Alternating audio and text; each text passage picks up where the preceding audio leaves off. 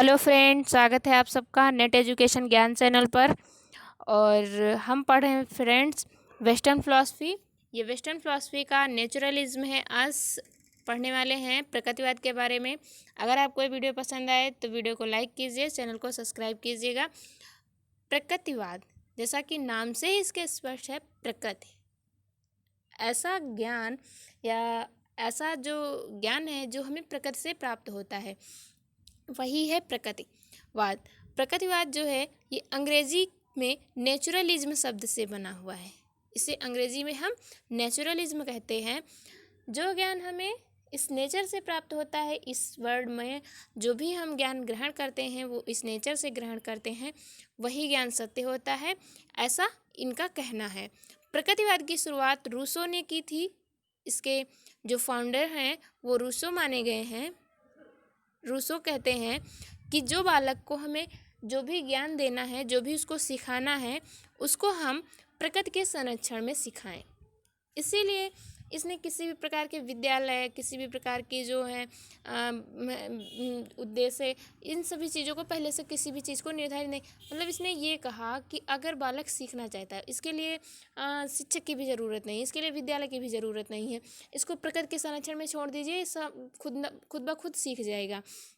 जैसे एक कहावत होती है कि वृक्ष जो है वो अपने फलों को नहीं खाता है, वो क्या करता है, फलों को आते तो उसके पास हैं, लोग हम पत्थर भी मारते हैं, लेकिन फिर भी वो अपने फलों को दूसरों को दान दे देता है। नदी क्या करती है, अपने नीर को या अपने जल को स्वयं नहीं पीती है, वो क्या करती है, हमेशा बहती रहती है और उससे सभी लोगों का कल्याण होता है। तो वो सभी पुरुषार्थ जो कर रहे हैं, उनको देखे बालक, उनको ऑब्जर्व करे, उनको समझे और उसी के माध्यम से जो है ज्ञान ग्रहण करके अपने जीवन में उसको उतारे और इस संसार के लिए जो है कुछ कल्याणकारी बन सके। प्रकृतिवाद केवल प्रकृति द्वारा प्राप्त ज्ञान को सत्य स्वीकार करता है। बालक को ये नहीं है कि एक कमरे में ले जा कर के एक रूम होना चाहिए, एक विद्यालय हो, एक टीचर्स हो जो उसको सिखाए, उसको उसका माइंड जो है एकदम विचारों से, ज्ञान से भर दे, वो भी रट्टू ज्ञान। इसे रट्टू ज्ञान नहीं देना है। वो प्रकृति के संरक्षण में रहेगा, खुले वातावरण में रहेगा, वहाँ से उसे जो भी समझ में आएगा, जो भी सीखेगा, वो उसके लिए सही होगा। और प्रकृति कभी बालक को गलत ज्ञान नहीं दे सकती है। इनका एक प्रसिद्ध कथन है, प्रकृति की ओर लौटो। आज क्या हो रहा है, हम बहुत ज़्यादा वो आगे बढ़ रहे हैं, जिसके चक्कर में अब बालकों का जो पूर्णतः एक विकास होता है वो नहीं हो पाता है। कहीं ना कहीं जो है बालक प्रकृति की तरफ से लौट रहा है, प्रकृति की तरफ उसका रुख नहीं है, प्रकृति से वो काफ़ी दूर हो गया है। तो इन्होंने कहा प्रकृति की तरफ लौटो और प्रकृति से सीखो। प्रकृति क्या कर रही है, बालक को हम किताबों में सिखाते हैं, उसको पढ़ाते हैं कि चोरी नहीं करना चाहिए, अपनी जो है दूसरों का सहयोग करना चाहिए।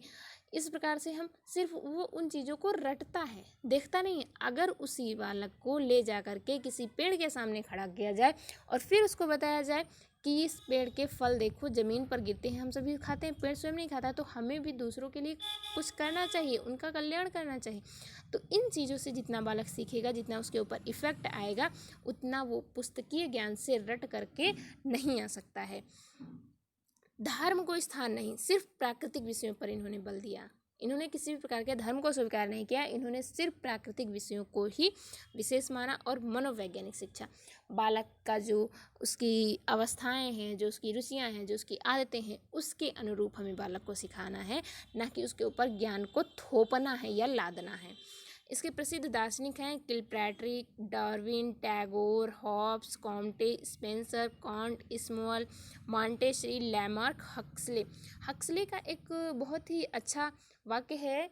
हक्सले जो हैं, इन्होंने दंड का विरोध, मतलब प्रकृतिवाद जो है ये दंड का विरोधी है, लेकिन हक्सले ने एक बात कही कि प्रकृतिवाद कुछ हद तक दंड को भी मानता है। वैसे किसी भी दर्शन में ये नहीं कहा गया है कि वो दंड को स्वीकार करते हैं, लेकिन प्रकृतिवाद कहता है, लेकिन इनकी ये बात पूर्णतः सत्य तो नहीं है, कि प्रकृति अपने हिसाब से दंड भी देती है।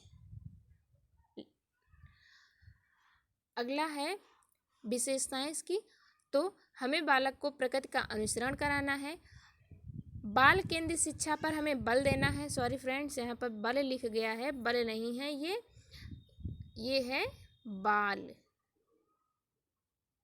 बाल केंद्रित शिक्षा पर हमें बल देना है। पुस्तकीय शिक्षा का इन्होंने विरोध किया है। बालक को स्वतंत्रता, ये आया है नेट में कि कौन सा दर्शन है जो बालक की पूर्णतः स्वतंत्रता चाहता है, तो वो है प्रकृतिवाद। यहाँ पर ये मिस्टेकिंग थोड़ा सा, बालक और ये भी बालक है, यहाँ पे थोड़ा मिस्टेक हो चुका है, सॉरी फ्रेंड्स। बालक की योग्यताओं, क्षमताओं, रुचियों पर बल। बालक की जो योग्यता है, जिस चीज़ में वो दक्ष है, उसको उसी अनुरूप कार्य दिया जाए जितनी उसकी क्षमता है। अभी हम अगर किसी 5 क्लास के बालक को अगर हम उसे इंटर लेवल का कोर्स पढ़ाएं तो क्या वो पढ़ सकता है? नहीं पढ़ सकता ना तो वो उसकी क्षमता के अनुरूप है, ना उसकी योग्यता। तो जिस प्रकार से उसका क्वालिफिकेशन है, जैसी उसकी इंटरेस्ट है, उसी हिसाब से हमें उसको सिखाना है।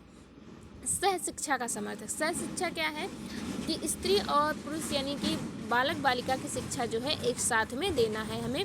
प्रकृतिवादी शिक्षा का उद्देश्य जीवन संघर्ष के लिए तैयारी और आने वाले भविष्य में जो कठिनाइयों का सामना करना पड़ता है, बालक को हमें उसके लिए तैयार करना है। बालक की प्रकृति के अनुरूप हमें वातावरण तैयार करना है। जातीय निष्पत्तियों का हमें संरक्षण करना है। प्रकृतिवाद के अनुसार पाठ्यक्रम अगर हम देखें तो पाठ्यक्रम की रचना को केंद्र बिंदु मानकर दी जानी चाहिए।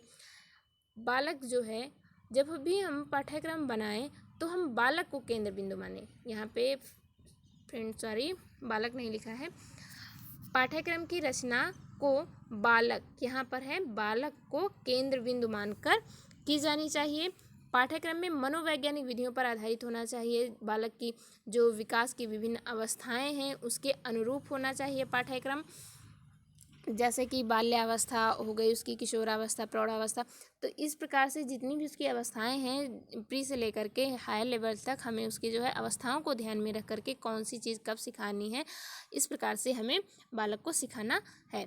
और प्रकृतिवाद की शिक्षण विधियाँ तो ह्यूरिस्टिक विधि हो गई, खोज के माध्यम से बालक सीखे, डाल्टन विधि हो गई, प्रत्यक्ष विधि हो गई, किसी भी चीज़ को सामने से देख करके, ऑब्जर्व करके, खेल करके। तो पूर्णतः जो है बालक को हमें स्वतंत्र कर देना है और वो इस प्रकृति में रहेगा, प्रकृति के माध्यम से सीख लेगा।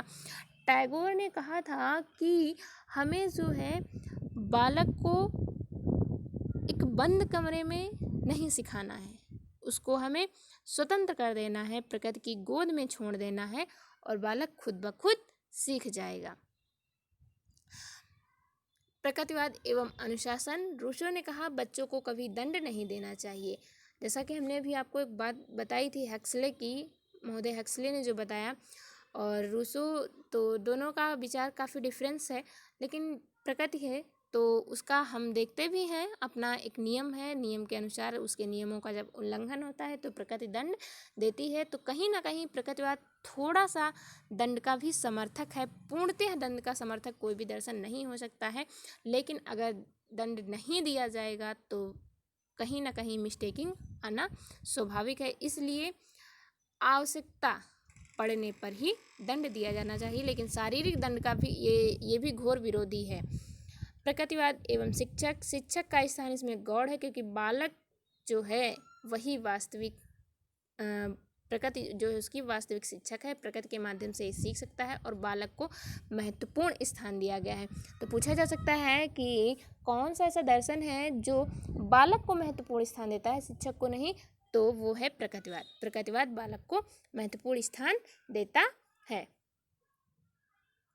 तो हमारा जो है प्रकृतिवाद का जो दर्शन है ये समाप्त होता है यहीं पे हमारा लेक्चर, और अगला वीडियो हमारा जो होगा वो आएगा प्रयोजनवाद से संबंधित। फ्रेंड्स, अगर आपको ये वीडियो पसंद आए तो वीडियो को लाइक कीजिए और चैनल को सब्सक्राइब कीजिए। Thank you friends.